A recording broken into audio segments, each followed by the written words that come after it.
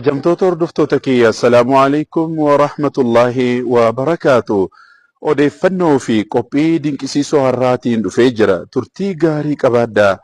Odeeffannoo keenya har'aatiin Awurooppaa keessatti lakkoofsi hordoftoota amantaa kiristaanaa haalaan hir'achaa jiraachuun ibsamee jira.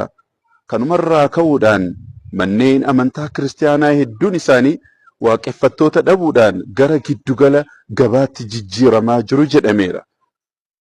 Kanumaan kan wal qabatu bataskaanni umrii waggaa 150 qabu kan magaalaa guddittii Neezerlaandis Amsterdam keessatti argamu kan maqaan isaa Vonkeek jedhamu guyyaa kaleessaa Jaanuwaarii 2 ibidda sirna kabaja ayyaana bara haaraa faranjootaa irraa ka'een gubatee jira.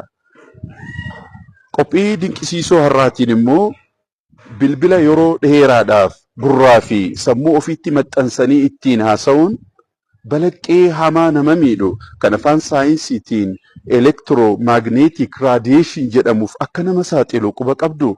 Kanaafuu yeroo ittiin haasoftan bilbila keessan yoo xiqqaate saantimeetira 5 gurraa fi sammuu keessanirraa fageessaa. Sagantaa kana koppii linkii riipoost gochuun wal dhaqqabsiisaa. Qophii itti aanu namoota agarrutti. Wassalaamu alaykum wa rahmatullahi wa barakaatuh.